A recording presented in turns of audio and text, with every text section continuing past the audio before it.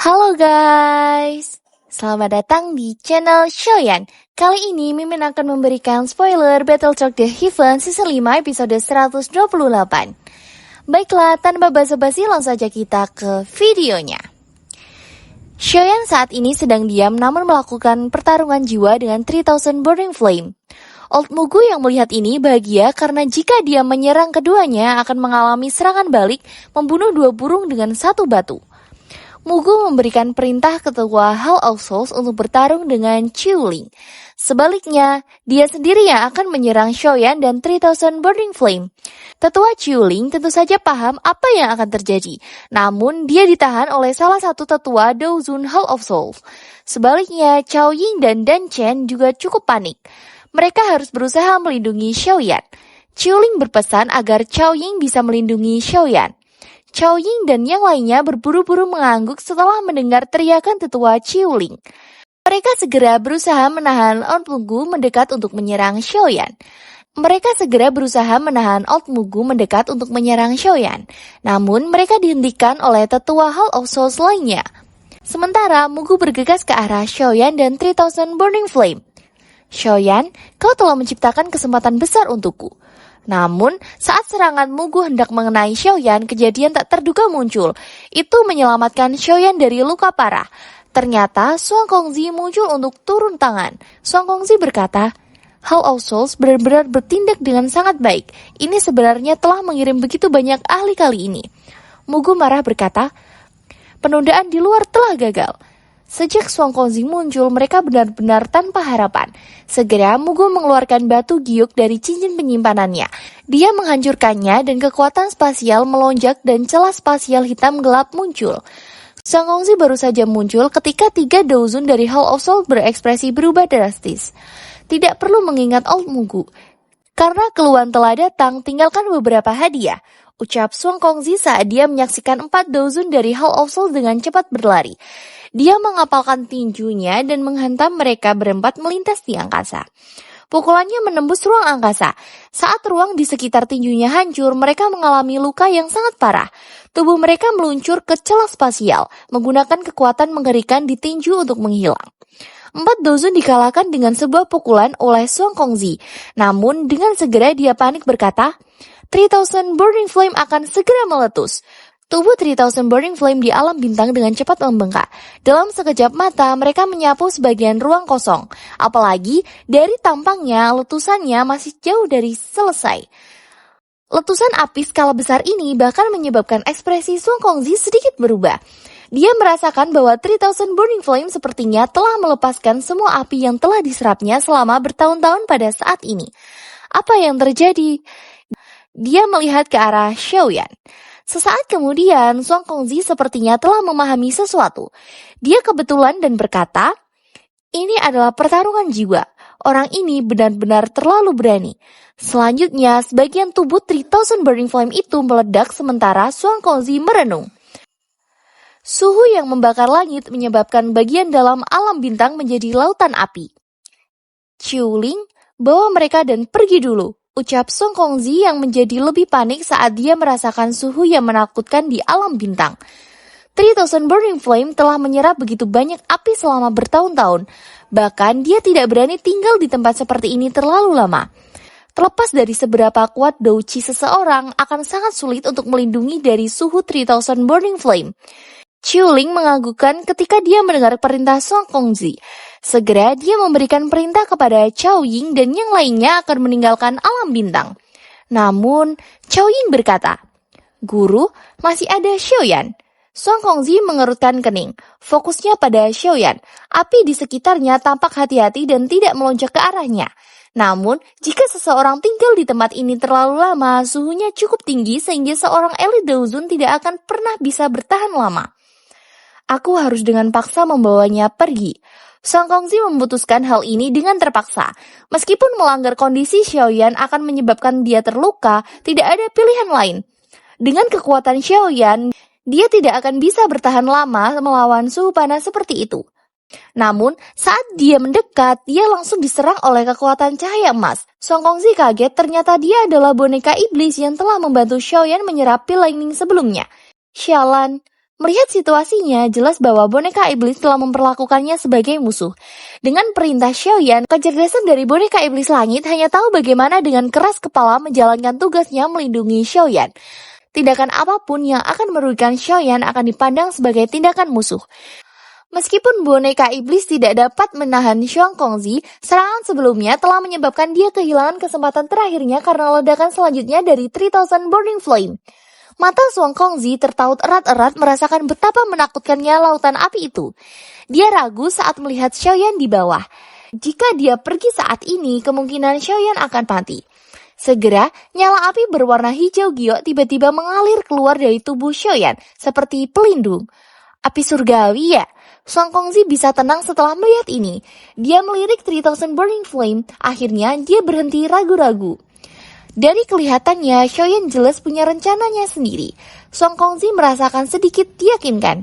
Setidaknya, Xiaoyan tidak tampak seperti seseorang yang sembrono saat Xuan Kongzi mengamatinya. Ah, anak kecil, karena kamu bersikeras memilih ini, kamu hanya bisa mengandalkan dirimu sendiri.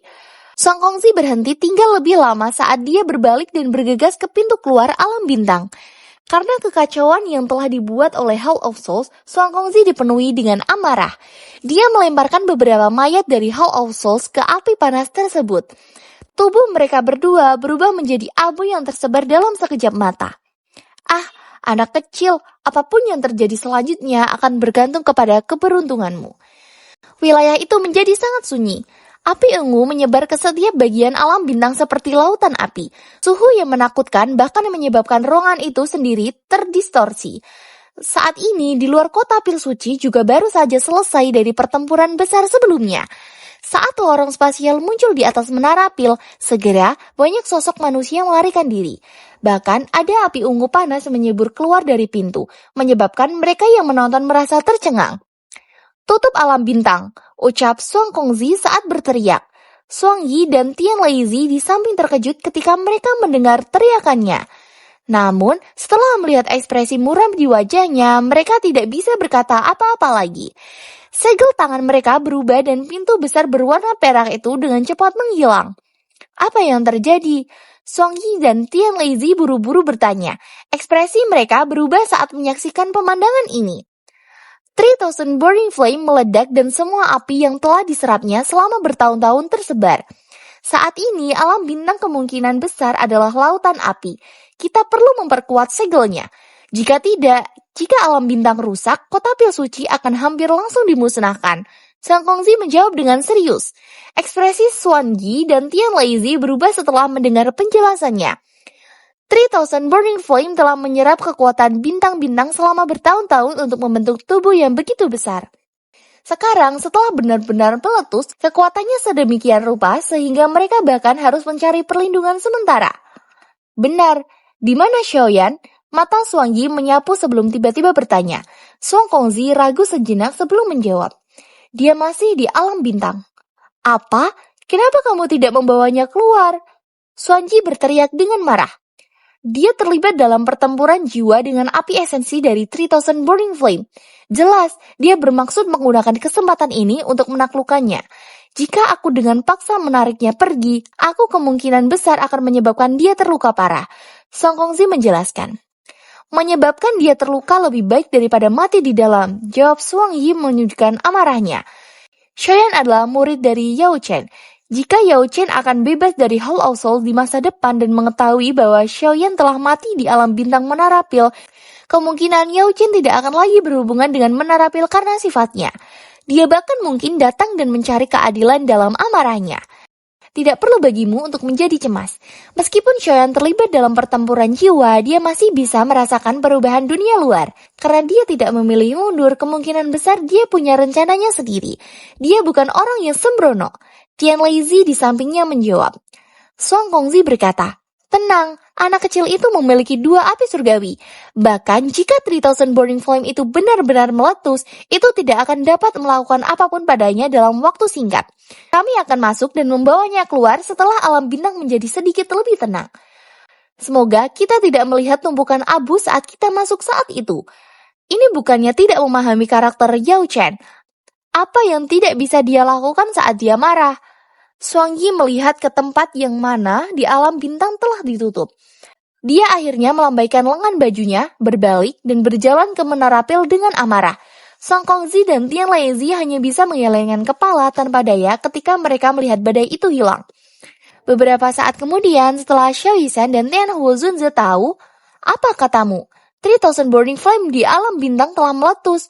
Xiaoyan masih di dalam. Xiao Yishan sangat marah. Tangannya telah menghancurkan meja di sampingnya menjadi debu saat dia tiba-tiba berdiri. Ekspresi Tian Huozunze juga berubah sedikit saat dia berdiri di samping Xiao Yishan. Tetua Qiuling kaget saat melihat reaksi hebat dari Xiao Yishan. Dia menakutkan kedua tangannya dan berkata, ini bukan seolah-olah kami tidak mencoba untuk menyelamatkan Xiaoyan, tapi dia terlibat dalam pertempuran jiwa dengan api esensi 3000 Burning Flame.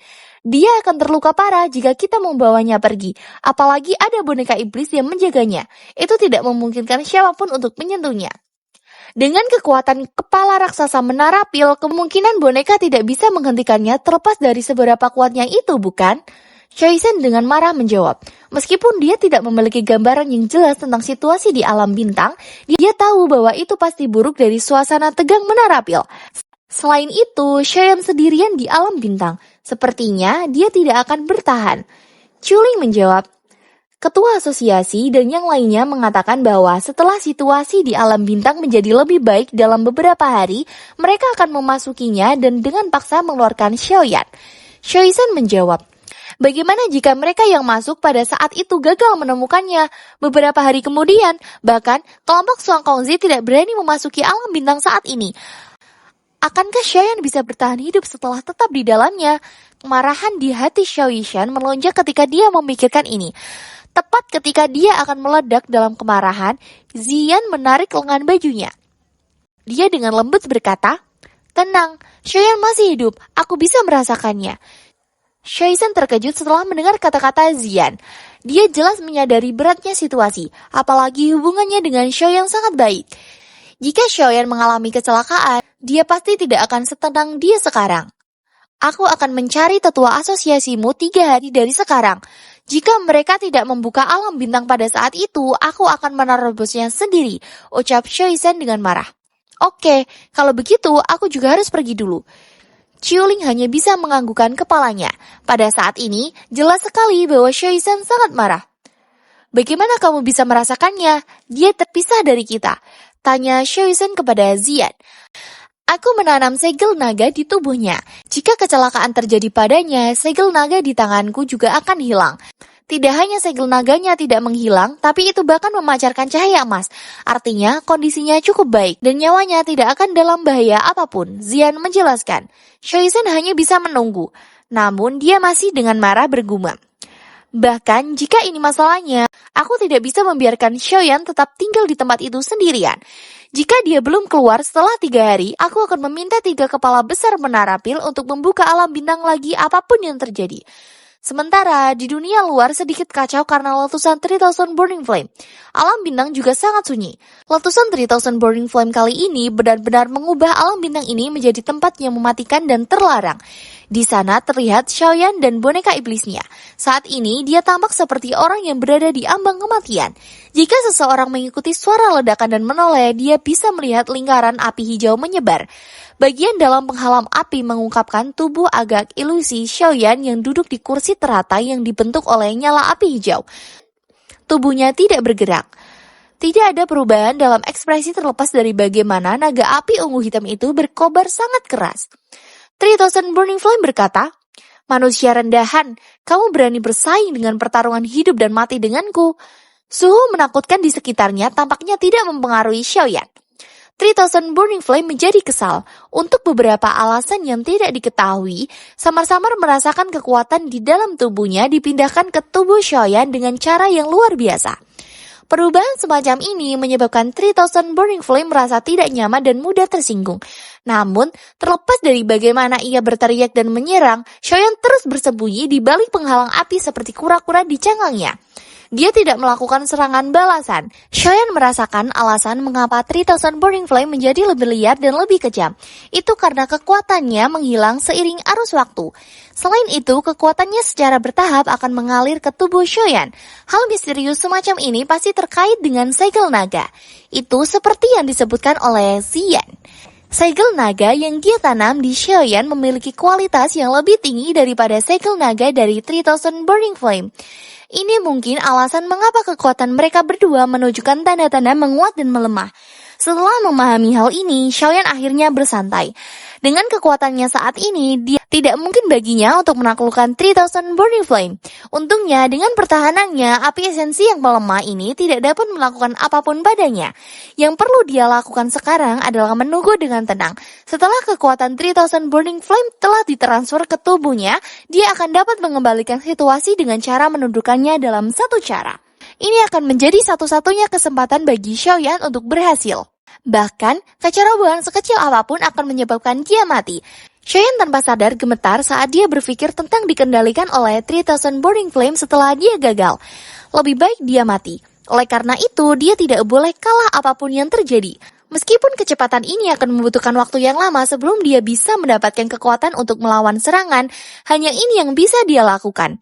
Selama dia menenangkan hatinya, kemenangan sudah pasti. Tidak ada konsep waktu dalam ruang spiritual ini. Oleh karena itu, Xiaoyan tidak menyadari aliran waktu. Satu-satunya hal yang dia tahu adalah bahwa 3000 Burning Flame melemah dari hari ke hari pada saat dia tumbuh lebih kuat. Pertahanan 3000 Burning Flame secara bertahap melemah, tetapi pertahanan Xiaoyan semakin kuat dari hari ke hari. Pertempuran ini menguji kesabaran dan kemauan seseorang. Sekarang giliranku. Xiaoyan yang duduk di atas teratai api melihat 3000 Burning Flame yang lamban di keluar penghalang api. Dia sedikit tersenyum dan perlahan bangkit.